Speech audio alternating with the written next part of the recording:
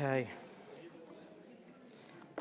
If you want to open up your Bibles, we're going to be mainly looking at Luke chapter 9. But as always, before we come around the Word, I'm just going to pray. So, Jesus, I just pray in this moment as we continue to receive from what you want to speak into our lives, Lord. I just pray, Lord, for wisdom, Lord. We pray, Lord, for your grace. We pray for your mercy. And Jesus, we pray, Lord, may we have a fresh glimpse and revelation of you. As always, God, I pray, Lord, anything that's of me, may it be forgotten, Lord, and just blown away in the wind. But Jesus, we just want to pray, Lord, everything that's off of you, Lord, may it resound in our hearts. May it stay there. Will it transform us? Will it work inside of us? In Jesus' name, amen. This morning, we're going to talk the valley and the mountain.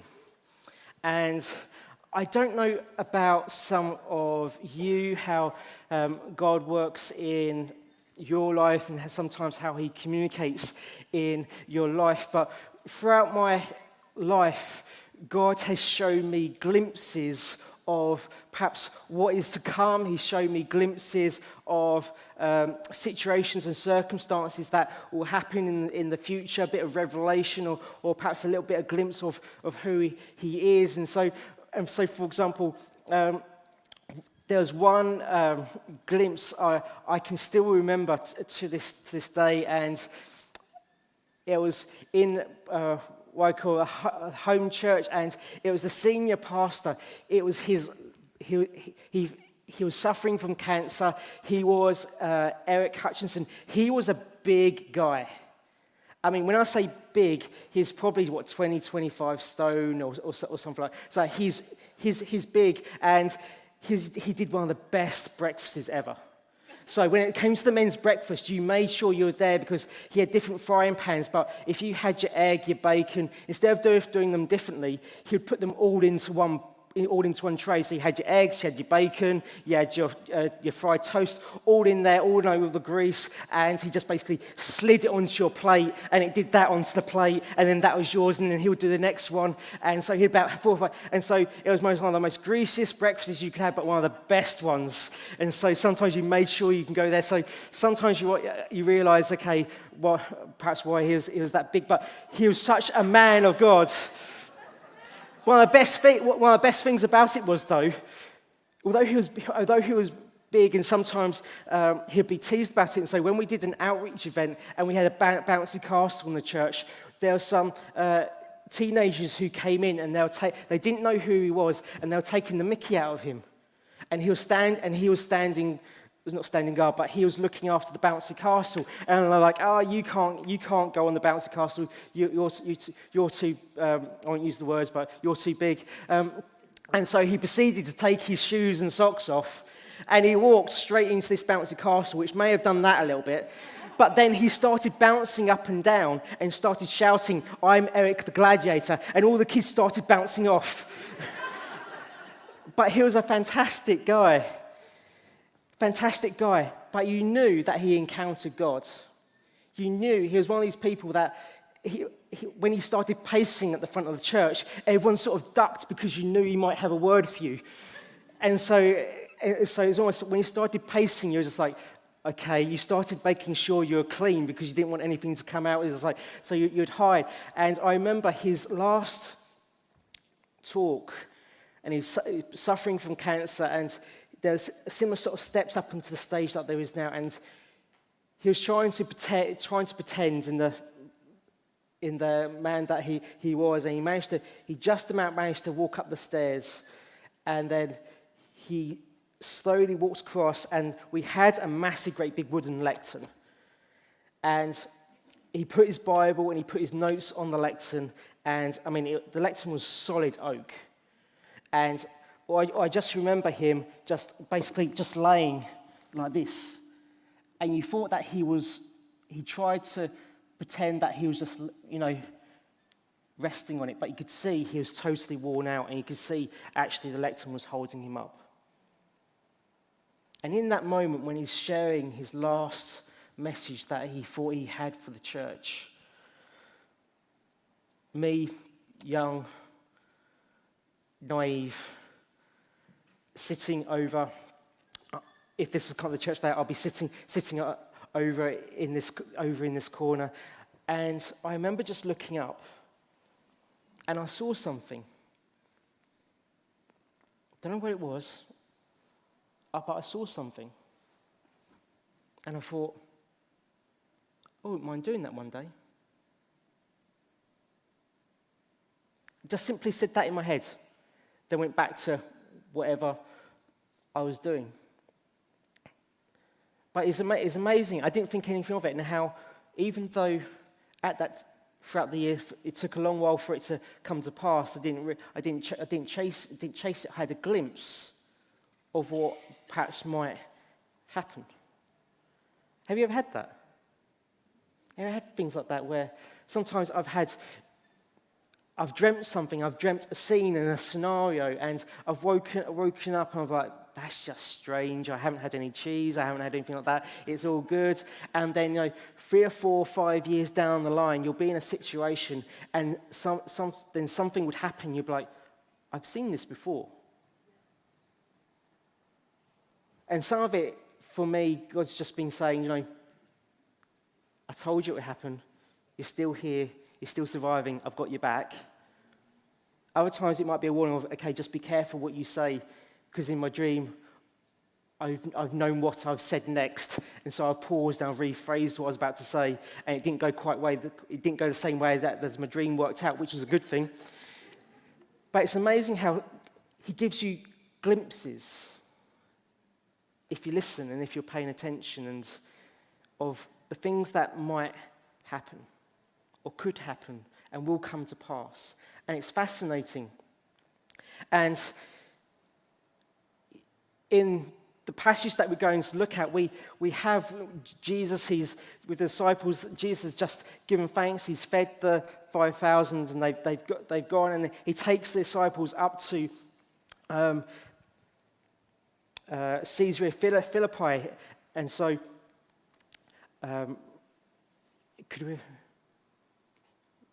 thank you. And so he takes his disciples up to Caesarea Philippi, which is basically, it's Herod the Great's son's city. It's a place where good Jewish boys don't go. It's full of idols. This is kind of a modern artist's design of what it could have looked like at the time. Sorry, this isn't work. That's not working. Second slide. If you could have second slide, please, that would be great. And so it's not their fault. I imported the slides this morning, and I put it in the wrong folder. So it's not their fault. That's my fault.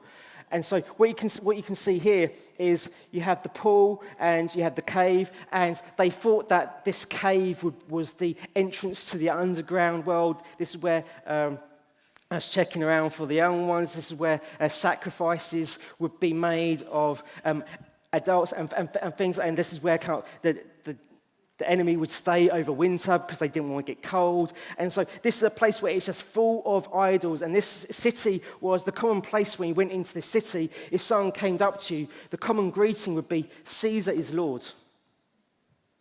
That's the common greeting in that time. For that city, it would be, Caesar is Lord.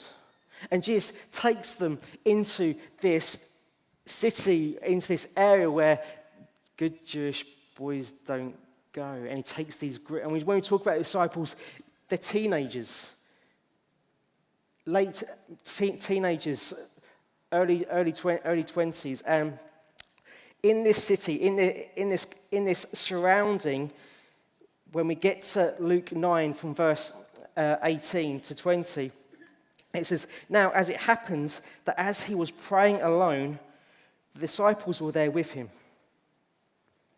And he asked them, who do the crowd say that I am? And they answered, John the Baptist. Others say Elijah. And others say one of the prophets that has been raised old, one of the old prophets that have been raised, prophets of old has risen. And he said to them, "But who do you say I am?" They're surrounded by all these idols and all these different sayings. Jesus is saying, "Who do you say I am? What's your opinion of me? You've been journeying with me. You've seen all these miracles taking place. You've seen all these healings taking place. Now, who do you say I am?" And it's interesting, it's in a moment of prayer. It says that he's praying alone, and the disciples are there, and it's almost, you can see he's praying, and the disciples are around, whether they're praying as well or whether they're in their own little huddle and they're watching over. You can almost see Jesus kind of praying, and he looks over and says, "Who do you say I am?" As he pauses in his prayer. And in that moment, Simon Peter, when you look at in Matthew 16, it says, Peter answered, "You are the Christ, the Son of the living God." And Jesus said to him, "Blessed are you, Simon Peter, because flesh and blood did not reveal this to you, but my Father who is in heaven. I also say to you that you are Peter, and upon this rock I will build my church, and the gates of Hades will not overpower it, and I will give you the keys of the kingdom of heaven, and whatever you bind on earth shall be bound in heaven, and whatever you loose on earth shall have been loosed in heaven." You have Peter gets a glimpse of who Jesus is before the cross comes. He gets a glimpse, he gets this revelation. But not only that, Jesus in turn gives him another glimpse of what will happen. Your name's now Peter.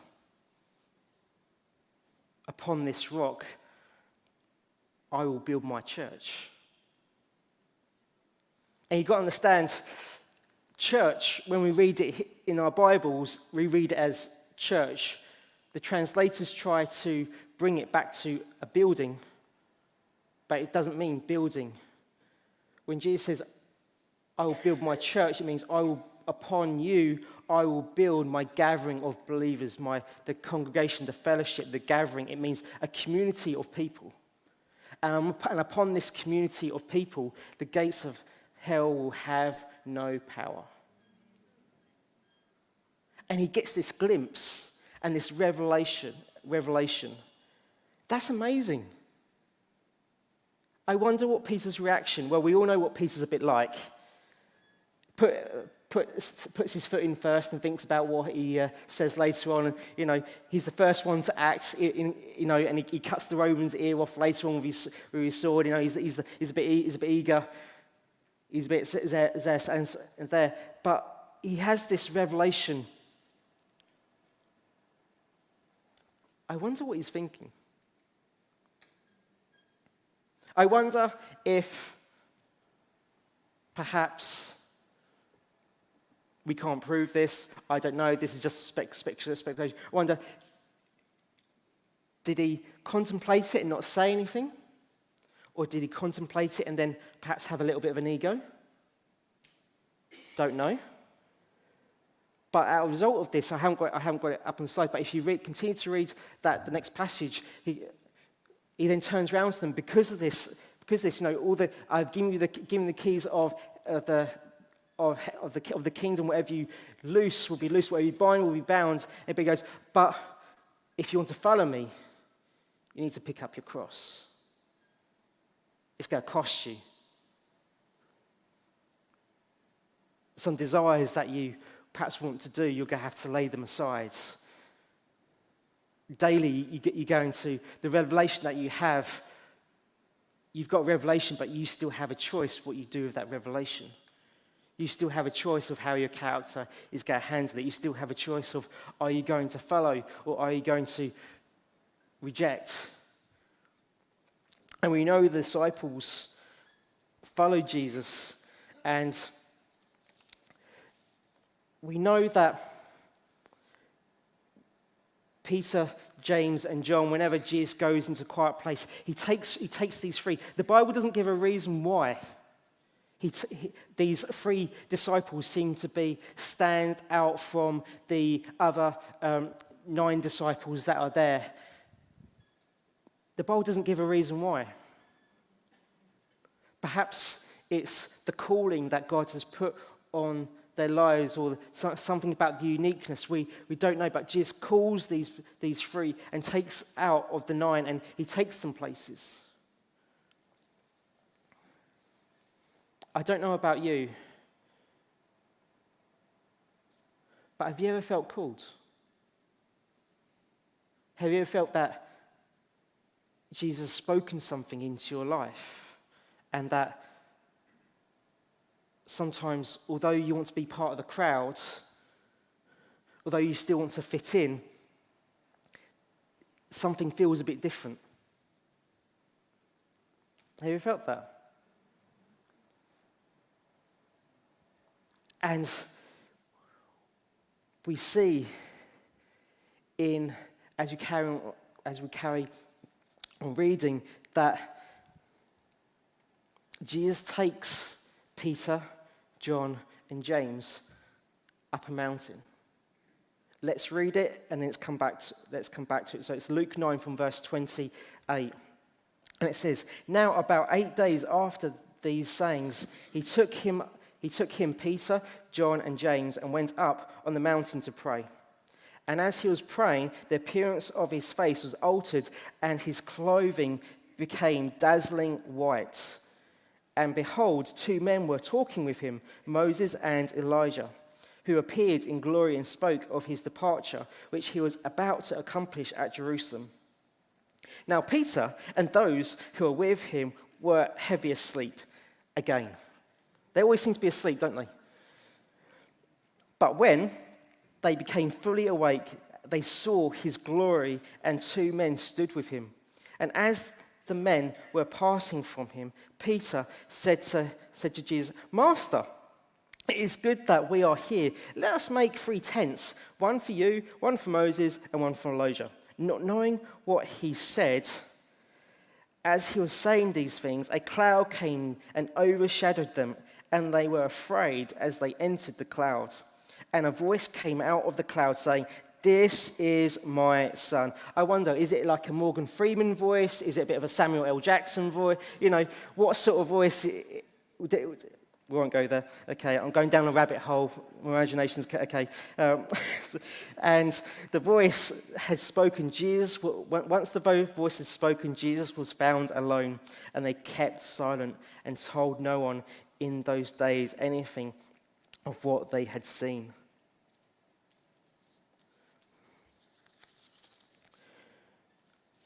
Jesus calls these disciples out, and he takes them for a wander up a mountain.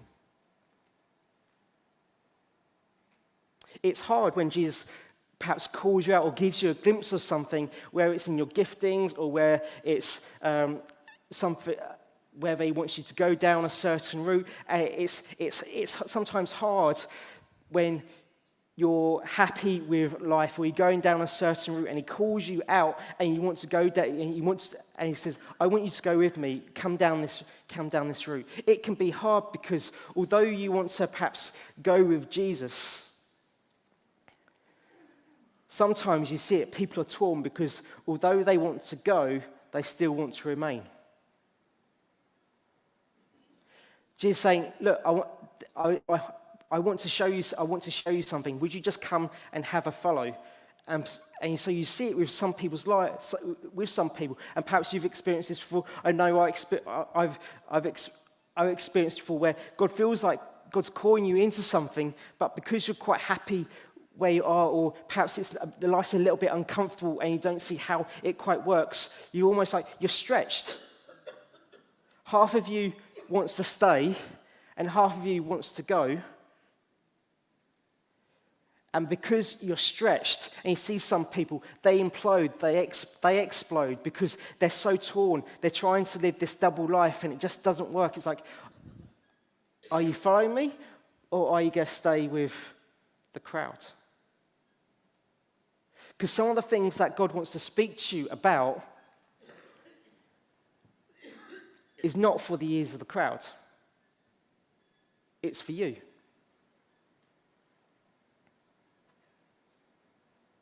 He wants to show, whatever it may be, he wants to show you something of perhaps what is coming in part. He wants to give you a revelation of perhaps who he is, where to go, how to guide things. And it's not for other people, it's for you. And sometimes people, although they've got the giftings, although they've got the ability, they might have the character, they might not have the character, but because, even though they know they're called, and because we still have a choice what we do, even though they're called, they don't go anywhere, and they get frustrated that they don't go anywhere, it's because they won't leave the group. Because we all want to be normal, whatever that is. And it's hard when you do start to climb the mountain. It's hard because it's a mountain. It's not a valley. How you live on top of a mountain is totally different to how you live in the valley. We've got a picture of, see, they're good. We have a fantastic team. We've got a picture of Mount Hermon, which it's the closest mountain to Caesar Philippi, which, although the Bible doesn't say which mountain they went up, we think that because that's the closest one to the city, we think this is the one that Jesus took them up. And it's over 9,000 foot tall, and even during the summer, it has snow on the top. It can get that cold. It's hard when God calls you into something that you haven't experienced before. You don't know what it's going to be like. You don't know what it's going to be. You don't know what it's going to, what you need to pack. You don't know anybody says, "I'm calling you into this," and it's hard to think on a level that God's called you to when you haven't experienced it. And that could be daunting. It's like, oh, how do I do it? How do I work it out? What do I need to bring? And so sometimes we try to plan things ahead, and he's saying, whoa, I just want you to follow me. It's not the leaps and the bounds. Sometimes it's just the steps and the step, taking a step, one step after another. Would you focus on where you're going? Martin's walked up more mountains than I can probably have in my lifetime. And if I was to probably go up a mountain, I'd have Martin as my guide, no problem. Because there's that trust. I know if he puts a foot on somewhere, I know I can trust his judgment. And so whatever Martin tells me to pack, Martin wants me to, I want to go up Etiv Moor, and I'm thinking, okay, let's do the easy way, walk up the back, up to the top, nice and easy. And Martin's going, James, no, we're going to go straight up that front. I'm just like, pfft. But if we do, I trust him. He's done it before. He knows what he's doing. But sometimes when you're on that journey and you're trying to change and you're trying to follow what God's calling you to do, you have to learn from the people or from the person who's been up there before. Sometimes the people in the valley, everyone knows everyone else's business. Everyone knows how every other person should run. Even though we haven't run the government, we can all do a better job. All these sort of things, you know what I'm saying? And some of us, I think we could. But it's that until you get there. And so sometimes people start a journey and they start taking foots and they start taking steps, and you start getting on your journey. But the people who are still in the valley, Just using no disrespect, but there's some people who are still in the valley who haven't taken a step up the mountain will then tell you how to live up the mountain. And we might have done that to other people. But how do they know? And so, for example, if you go back to read some of the history about some of the climbers, some of the back in the day, the traditional British climbers, they wrote how to climb Mount Everest. And if you read some of it, they say all you need is what you would wear on a British summer's day.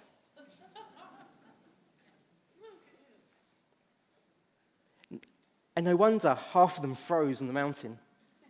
Because there's this, I'm not going to change how I look to go up the mountain. I'm not going to look different. I'm not going to act differently from the other people because I want to try and fit in, but also I want to try and conquer. I want to try and achieve something, but I don't want to look out of place. So in doing so, they freeze to death.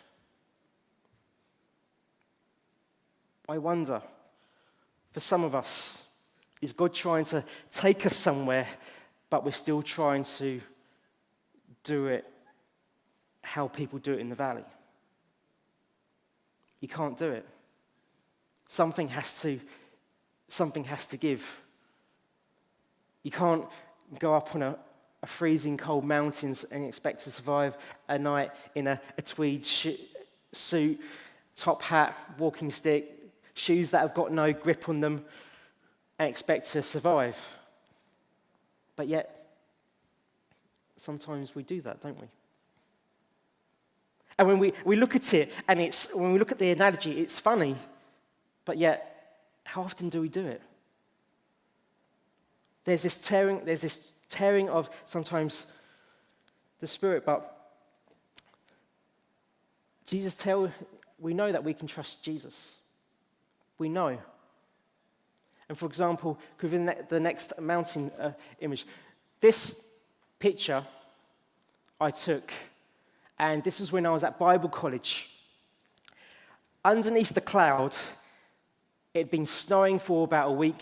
The snow was quite high on the sides. It's not a mountain, it's a hill. And the college is on the side. And underneath the cloud, it has been rain. It was raining, snow on the ground. It was freezing cold. And I was there in the room that I had, and I was just woken up, and I started my essay, and where my window looked up towards the top of the hills, and it was only for about 2 seconds. There was this parting of the clouds, and there was blue sky, and it went back to clouds and rain. And I thought, and I had a glimpse, and I heard there was like a little nudge: grab your camera, grab your tripod, and go. And at that point, friends were coming in, and like James, we go into the student lounge. Do you want to come? Do you want to do something? I was like, and I'm grabbing my camera, I'm grabbing my coat, I'm doing stuff. I was like, sorry, I'm going up the hill. And they're like, you're crazy. And I'm putting my Wellington boots on. I'm getting ready. And like, don't do that. It's raining. Don't go. You don't want to go up. You don't want to go up there. Just stay down here. We go and have some fun. We go get some pizza and we just go watch a film. We just go have some fun. I was like, no, you need to come up. And I'm glad I did leave them, because even though that first step of walking up, the road was slippery. Glad I wore my Wellington boots, because at some points the snow was coming over the Wellington boots, and you're going, and because of the path, you couldn't see the path, and so you had to sort of gauge, okay, I've been up here before, I know sort of where to go, let's stick as close to one side as possible, and try not to go down that ditch. And so you're using the tripod as like a walking stick, and climb up. And as you're climbing through the rain and getting absolutely soaking, equipment's getting soaking, bags getting soaking, I'm getting soaking, walking up, and you start walking through the clouds. And bit by bit, as you take one step after the next step after the next step, you walked through the clouds, and it was roasting. It was baking. All the stuff that got wet walking up instantly almost like dried off. No one else was there. No one else was there. It was probably about an hour and a half, 2 hours later before a dog walker came from over the ridge that way, and they come over that way. But it was bliss. It was peaceful. It was quiet. But if I hadn't have decided to go, I would never have experienced that view. I would never have experienced that situation. If I hadn't have listened to that, James, just go, I would not have experienced that. It just would have been one of those wasteful days that didn't mean anything to anyone. And I would have just carried on with assignment work. But because I listened to a nudge, I quite like it. Even though it's done on a really old camera, it's a bit pixelated, and things like that, I was still learning. I was like, there's that moment where I learned to obey a glimpse, a nudge, and in doing so, something happened. It might not have been super spiritual, it might not have been a miracle, but I learned to listen to that glimpse, that nudge of perhaps you should go.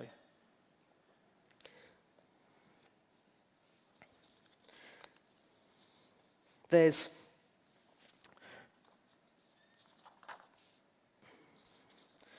times when sometimes, especially in today's culture, people just want to take leaps and bounds, and they just want to, okay, I'm on a journey, God is leading me somewhere, and sometimes we want the finished product without going through the process. But the trouble is, if you have the finished product without learning the process, without learning to take one step in front of the other, instead of learning to, okay, I'm going to trust God in these steps, when you get that final product, whatever you want, that final experience, you see it, if you haven't dealt with your character going up the hill, when you get to the top of the hill, your character will turn your blessing into something that will turn around and bite you from behind. Because your character is not equipped to hold what God wants to give you. And so lots of people, and we all do it. And especially you see it with Peter, with his attitude. He's going up the hill. He's going up the hill. They don't know what's going to happen. Jesus knows what's going to happen. But if you don't deal with your character, how many times we see it even after this, where his character is there, but it's not quite there. It changes, and he deals with his character. But if he dealt with his character a little bit before, how much would have changed future outcomes? And same for us. If we don't deal with our character, when you get a blessing, if that perhaps humility's not in check, if that ego's not in check, how often does it become, instead of, rightly, we can say, God has given me a gift. And there's nothing wrong with being confident about the gift that you use, because you need to be confident and say, yes, God has given me this gift, and this is for His glory. It's not about me, it's about Him. But it's when that ego then starts taking about how, because of this is how good I am, everyone now has to do it, not God's way, but my way. If you don't do what I want to do, I get mad at you, I shout at you, I do this, because it stops being about your gift, and it starts being about you.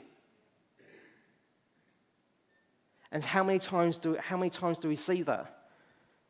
That as you start a journey, learn and accept and embrace that process, but as well as just facing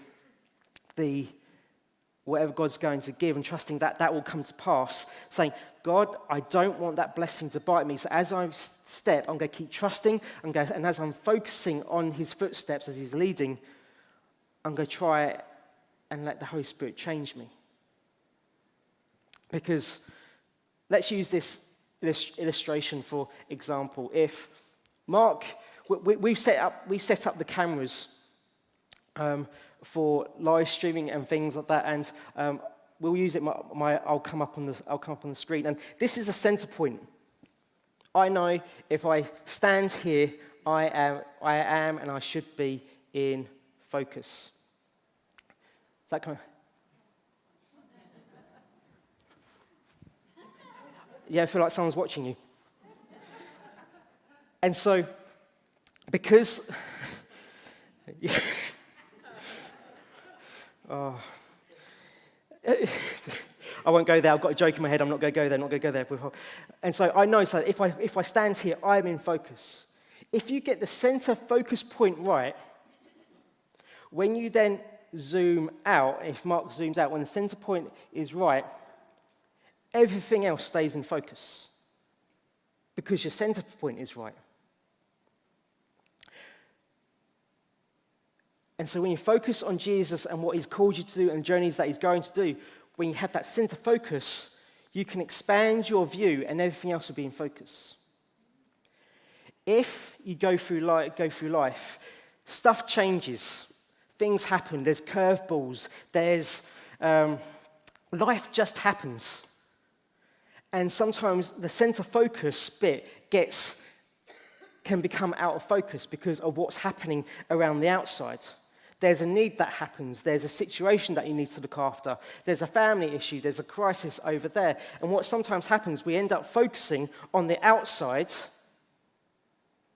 and we lose focus perhaps in the center of what God's called us to do. So although we've got an outside perspective, when they then zoom into the inside,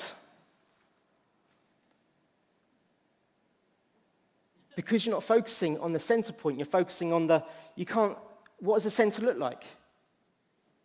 You can see a rough outline, you can sort of see, you can't see my eyes, you sort of see me, but you don't see me because you've lost your focus. Have we lost our focus? As we've been perhaps journeying up the hill, it's easier to get distracted. It's easier to the things, the storm comes in as you're going up the hill, as God's taking you on a journey. The storm comes in, the crisis hits, and sometimes we lose focus. What's your focus point? What's God's calling you to do? Sometimes when we say, I don't know what God has got a calling on my life, what's the last thing that he told you to do? If you don't know what you're called to do, go back to the last thing that God told you to do, because that hasn't changed. What was the last thing that God told you to do? What was the giftings that God has put in your life that he's wanted you to do? As you're journeying up the hill, do we need to practice? So, for example, Jules is one of the best electric guitarist people I know. But that's not your first instrument, is it? It's clarinet. Is it clarinet? Saxophone? Saxophone. He didn't start off. You don't just pick up something and just start playing it. How many hours have you spent doing scales? 1 hour. Do you know what? I possibly believe that. But how many hours do people have to practice, hone in, develop? And sometimes, because we want the end result, we forget to do the small things and just take those steps. And we try and take the leaps, we try and take the bounds without checking the character. And what God shows us ends up destroying us because we haven't developed ourselves and we haven't learned that journey or process as we're going up the mountain. Because it says as they get up to the mountain, time goes so fast, doesn't it? As they get up to the mountain, it says that they end up falling asleep, but Jesus' clothes get whiter than white. The brightness, it gets more bright than perhaps the snow on the ground at that time. We don't know if there's snow on the ground. We don't know if it was just, we don't know. The Bible doesn't say, but all we know is that he becomes brighter. He becomes the brightest of brightness of white, whatever that looks like, blinding, almost like a Damascus Road experience, like seeing Jesus on the throne when in Revelations where it says the brightness of the throne in all his radiance and glory, almost like hits, explodes, and the fullness of his glory is exposed on that mountain. And no wonder Peter and James and John wake up and they see that. They get another glimpse. They've never met Moses and Elijah. How did they know? Did they know afterwards? And so when it came to writing, they then added that bit in. But at that time, how did they know?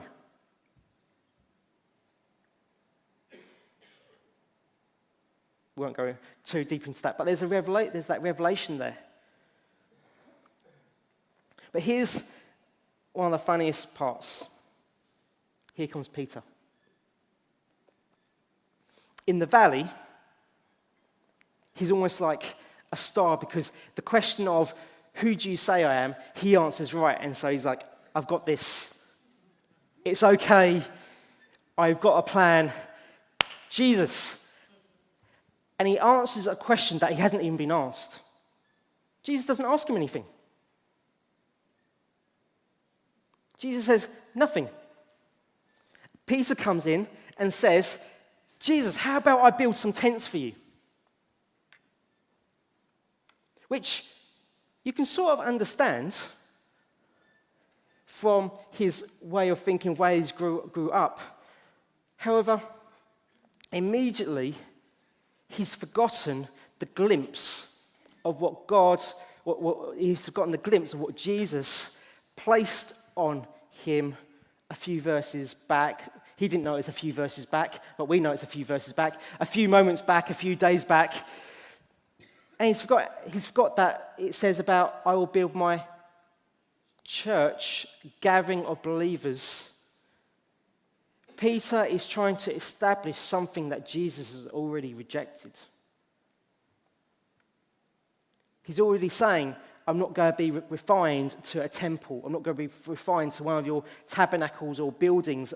You can't keep me there. That was never my home in the first place. I was there while you're going through the desert and through the wilderness and through that. But actually, now it's a transferring time. I was never going to be there. And Peter is trying to reestablish old onto something that is new. Sometimes when God reveals it, some of us, sometimes we like to plan things. And when God shows us stuff, we like to think, okay, we need to do this. And we go and we do an old way of planning for something that's coming up and it's been new. Growing up, my parents did a good job, but there are certain conversations I knew growing up. No matter what was said, I shut my mouth. I had not earned my stripes. I hadn't had the experience to enter into that conversation. And the amount of times there'll be a conversation going on that was perhaps above my level, above my experience, above my knowledge. And because I didn't understand that experience, because I didn't understand that knowledge, because I don't have the expertise, Muggins here would crack a joke. Why? Because to bring the level down to the conversation that I understood. They weren't all good jokes. And no wonder I got told a couple of times. But that's what happens. Sometimes, because we don't understand the level of conversation, we don't understand the revelation that God is trying to give to us, we try and bring it down onto a level playing field of actually our way of thinking. Well, God must mean this. God must mean we need to do this. God must be doing this. And actually, Jesus is just saying, just shh, quiet. I've brought you up here to listen. I haven't brought you up here to speak. I'm showing you a glimpse. I'm showing you a revelation. I want you to trust me with this glimpse. I want you to trust me with this revelation. But you don't tell me what to do. You don't tell me how I plan things. You don't tell me how I maneuver.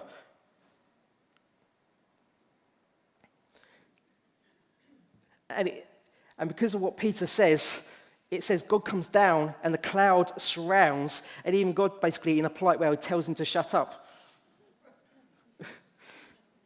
And he says, this is my beloved son. It's the second time God speaks in the New Testament after Jesus is baptized. This is my beloved son. He does that with John the Baptist. And he does this with Peter. It's like, this is my beloved son. This is the Christ who you said was my son. Now, shh. Listen. Why? Because the conversation that they were having, and it says in the text that Jesus was having a conversation with Elijah and Moses about his departure. What do we know about that? What input has Peter got to know about that? What has Moses, for what of their expression, we have no idea. What does Moses and Elijah know about Jesus unless there's some sort of revelation or Jesus saying, okay, this is what is happening, this is what I want you to do? We don't know. All we know is that they're having a conversation.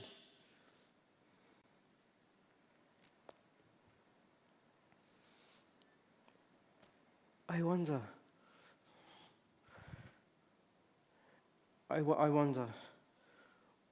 what is God trying to speak to you today? What is God trying to speak to me today? What is God trying to speak to us today? But with all due respect, we're just babbling, we're distracted, we haven't got a focus point.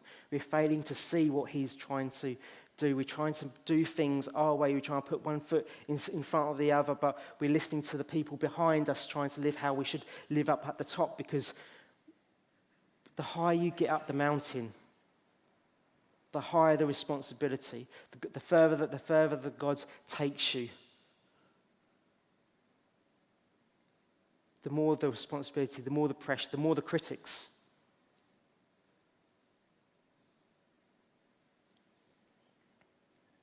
So if you run a shop and you're one of the staff employees, the criticism that you get is not as bad as the manager.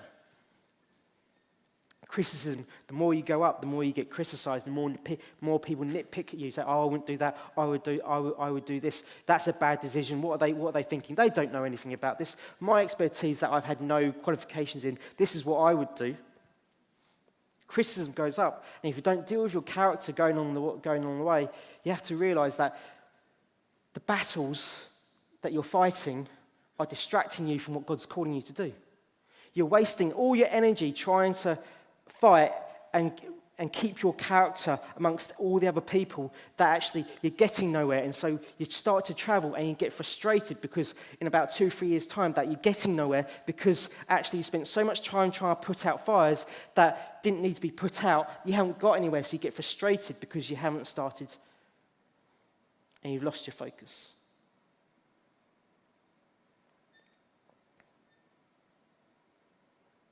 And that's what sometimes I struggle with as well, is that I'm going down a certain way and there's jobs that come away. James, can you just do this? James, can you do this? And though you start off doing something in a day, you end up not doing it because other tasks have come your way, which, although they're important, they could have waited till the next day. Lost focus.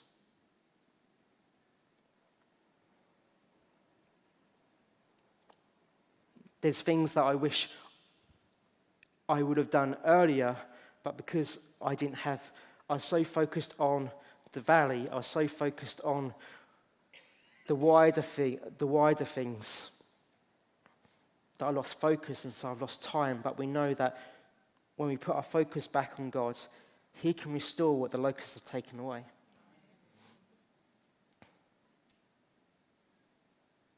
What things do you have to let go? There's an interview that podcast interview I was listening to, and it had mixed Christian leaders that from a couple of the high up churches, and they were saying, there's so much stuff on social media, there's so much stuff in the news, but why do none of you say anything about it? And the overall answer was, let other people think what they think. They don't know the truth. They don't know the situation. They don't know the circumstances. Hold your peace. Their opinions, they can have their opinions, but it's not the right opinions. Let them think what they want to think. God knows my heart. God knows where we're going. He knows our motives. I don't have to justify myself to people who perhaps aren't invested in the church, who aren't invested in the church, who are not for them, who are not with them. And so they're like, you have to be careful who you try and appease. You have to be careful when God gives you a vision, God gives you a glimpse, who you share that glimpse with, because not all the glimpses that you get on the hilltop are for the people in the valley. So when they go from the mountaintop down, Jesus tells them, don't tell people. Not until later. God can give you a gift, God can give you a vision, God can give you a dream, but because perhaps we shared that with the wrong people, people get jealous. They sabotage. The enemy tries to kick in. And the people you think were your friends have stabbed you in the back, they've stolen your idea, and they're going to do it. Doesn't mean that you still can't do it, but there's that wisdom of actually, what has God placed and what is for you and what's for other people? Because social media and everything, everyone is so keen to share their expertise. God's given me this revelation. God's given me that revelation. That is great. That's fantastic. You need to be wise who you share that with. Is that a wider thing, or is that for you to keep until something comes to pass and then you can share it with? Is there perhaps only one or two close people who you trust, who you know are for you, who are with you? When you have a bad day, they're still there. They know that when you share stuff with them, it's not going to be spread around the church, it's not going to be spread around the family, it's not going to be spread around friends. Who are those people who you can trust? Say, I trust you, can you pray into this? That you know their judgment. The glimpses that you have are not for everyone.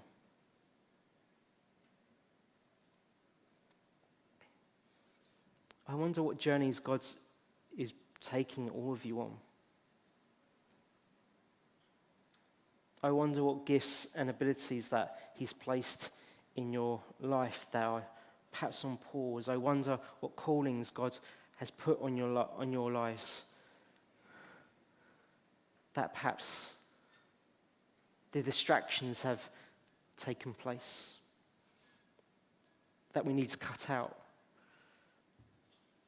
Are there moments where we've gone at a certain level, but if we really truly look at it, our ego is kicked in. It's turned from God's kingdom, God's will be done, to my way or the highway. My ministry, it's all about me. I want the praise, I want the glory.